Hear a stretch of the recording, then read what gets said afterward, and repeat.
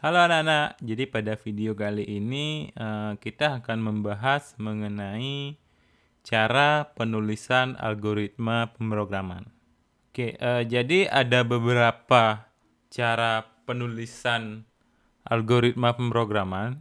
Yang pertama itu adalah bahasa natural.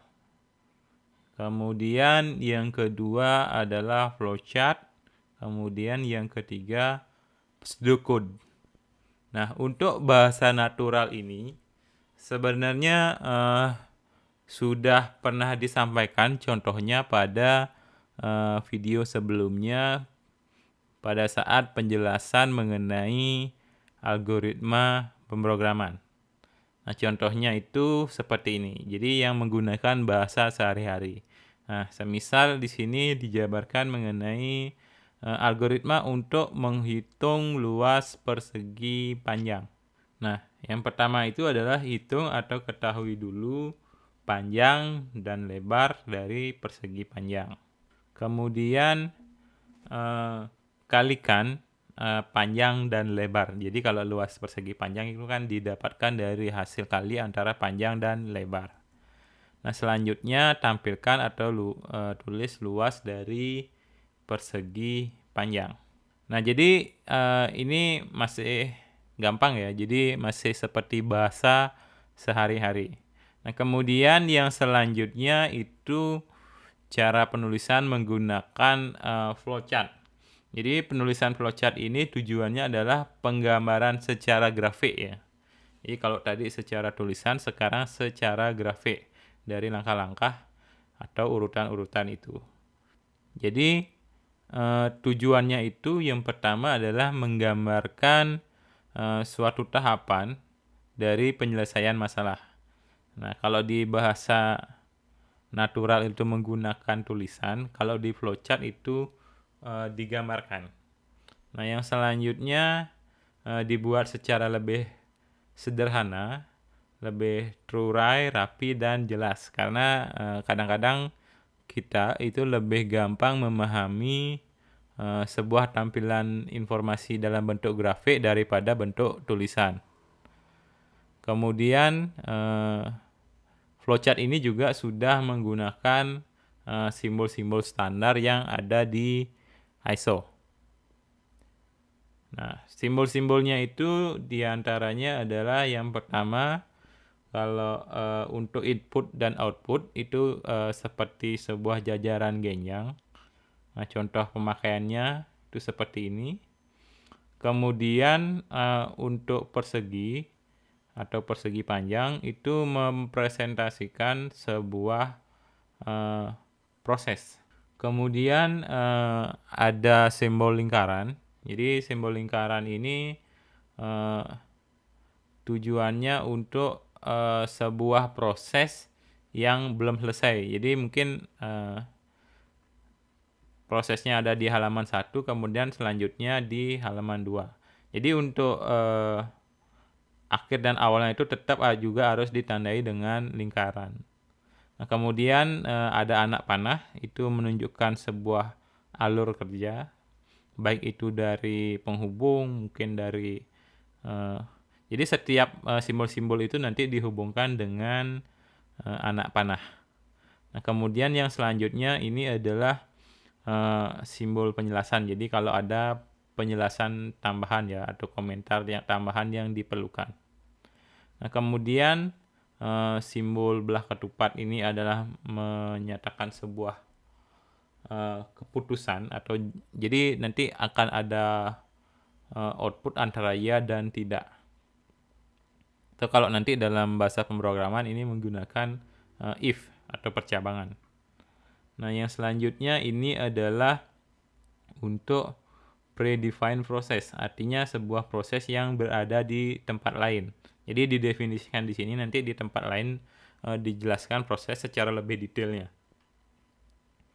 Nah, yang selanjutnya ini adalah sebuah preparation atau sebuah pemberian harga awal. Jadi kadang-kadang untuk suatu algoritma tertentu itu nilai sebuah variabel itu ditentukan dulu di awal. Nah, yang selanjutnya ini ada terminal point, jadi berbentuk seperti oval ya. Nah, ini setiap mau memulai dan mengakhiri flowchart harus diisi dengan ini. Kalau memulai diisi dengan keterangan start, kalau di akhir nanti diisi dengan end. Nah, kemudian yang terakhir ini adalah sebuah input atau output yang menggunakan kartu berlubang. Jadi maksudnya input atau output yang diambil dari sebuah data history atau data rekaman. Nah, kemudian selanjutnya kita akan membahas mengenai pedoman dalam membuat flowchart. Jadi yang pertama itu flowchart digambarkan dari atas ke bawah dan dari kiri ke kanan. Nah, selanjutnya aktivitas yang digambarkan itu harus didefinisikan secara hati-hati. Jadi ini agar mudah dimengerti oleh pembaca ya. Nah, yang selanjutnya pembuatan flowchart ini jadi harus ditentukan dengan jelas kapan aktivitas dimulai, kapan aktivitasnya berakhir. Nah, yang selanjutnya setiap langkah dari aktivitas itu harus diuraikan menggunakan deskripsi kata kerja. Jadi nanti setiap proses yang disimbolkan dengan persegi atau persegi panjang itu harus dideskripsikan menggunakan kata kerja. Kemudian yang selanjutnya, jadi setiap langkah dari aktivitas harus berada pada urutan yang benar. Jadi tidak boleh dibelak-balik ya. Kemudian untuk lingkup atau range dari aktivitas yang sedang digambarkan itu harus ditelusuri dengan hati-hati. Jadi simbol konektor itu harus digunakan dan percabangannya diletakkan pada halaman yang terpisah atau hilangkan keseluruhannya bila percabangan tidak berkaitan dengan sistem. Nah, kemudian gunakan simbol-simbol flowchart yang standar. Jadi gunakan simbol-simbol yang sudah dijabarkan pada video ini di materi sebelumnya. Nah, berikut ini adalah salah satu contoh untuk penulisan algoritma dalam bentuk flowchart. Nah, untuk algoritmanya itu masih sama untuk menghitung luas persegi panjang. Jadi untuk langkah awal dan akhir itu harus jelas ya. Jadi diawali dengan start, nanti diakhiri dengan end juga. Nah, kemudian untuk input awal itu kan menginput panjang dan lebar dari persegi panjang. Nah, itu jika input itu menggunakan simbol jajaran genjang. Jadi baik input atau output itu nanti menggunakan simbol jajaran genjang. Nah, untuk sebuah proses itu menggunakan persegi panjang. Jadi bisa kalau rumus itu bisa didefinisikan secara langsung rumusnya atau bisa menggunakan kata kerja. Jadi nanti deskripsinya kalikan panjang dan lebar seperti itu. Nah, ini karena dalam bentuk sebuah rumus, jadi saya langsung jabarkan saja di sini. Nah, kemudian yang terakhir itu untuk output. Jadi output itu sama simbolnya seperti input menggunakan jajaran genjang. Nah, kebetulan di sini tidak ada bentuk percabangan ya. Jadi mungkin nanti saya kasih contoh di lain video. Nah, yang selanjutnya ini setiap algoritma itu harus diakhiri. Nah, yang terakhir ini penulisan dalam bentuk pseudocode. Jadi cara penulisan ini sebenarnya hampir menyerupai sebuah bahasa pemrograman, namun ini ditulis lebih sederhana ya, dan pseudocode ini bukan bahasa pemrograman. Jadi ditulisnya hampir menyerupai.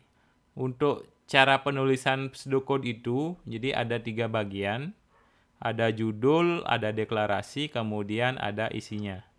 Nah, di judul sendiri itu diisi dengan atau diawali dengan kata program atau algoritma. Kemudian diikuti dengan nama program yang akan dibuat. Nah, selanjutnya pada bagian deklarasi, ini sebenarnya mendeklarasikan semua variabel ya. Jadi variabel-variabel yang akan digunakan dalam algoritma programnya.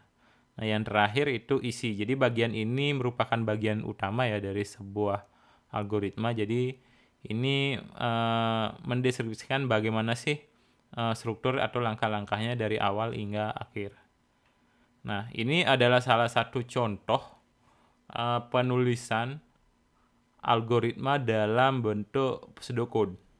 Jadi yang pertama itu ada program, kemudian diikuti dengan nama algoritmanya.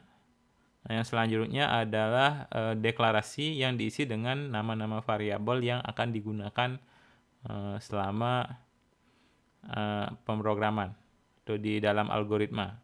Nah, yang terakhir itu adalah bagian isinya. Jadi bagian isi ini menentukan prosesnya ya. Jadi input panjang dulu, kemudian input lebar dulu.